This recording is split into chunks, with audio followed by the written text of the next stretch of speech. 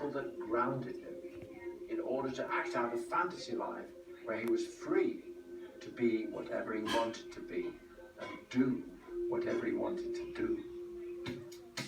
In 1979, Freddie Mercury adopted another reinvention, the iconic clone look, originally made famous by the Village People's Glenn Hughes. He loved the Village People and he loved the clone look. He was exploring different versions and different phases and looks, and as his confidence grew really more and more, he strut a little differently, and Freddie never wanted to be put in a box. He was uncategorizable. And I remember when he'd grown his moustache, and he said to me, take a picture, take a picture. So I said, all right, Fred, so give us a smile.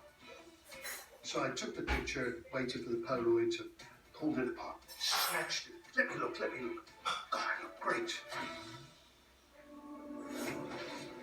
The character Freddie Mercury was now inhabiting, completely unrecognizable from Farouk Bulsara, Freddie was in danger of losing himself and succumbing to the vices of his avatar. Towards the end of 1981, Queen were at the height of their powers. 1881 was that magic point when they were the biggest band in the world. With the success comes the pressure. They met in Munich to record a new album, but their prior camaraderie and togetherness had fractured as four intelligent and creative individuals started to pull in different directions.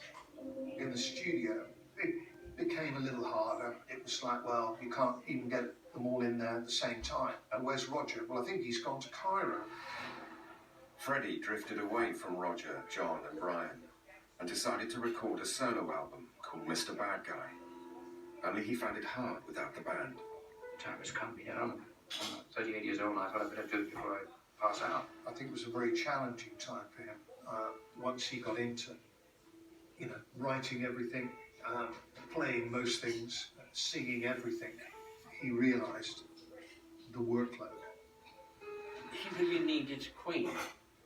Because the thing is, Brian would give his magic sound, and Freddie wouldn't have to ask for it. He had to work much harder on Mr. Bad Guy than he thought he would. By now, Freddie had become inseparable from Paul Prenter, who was part of Queen's management team. He was always with Freddie to the bars, to the clubs, to take him wherever Freddie wanted to go and make sure Freddie had everything he wanted. Their close bond had increased tensions within Queen. At this time, Freddie's partying and sexual appetite was at its most prodigious. Mr. Bad Guy had also become a persona.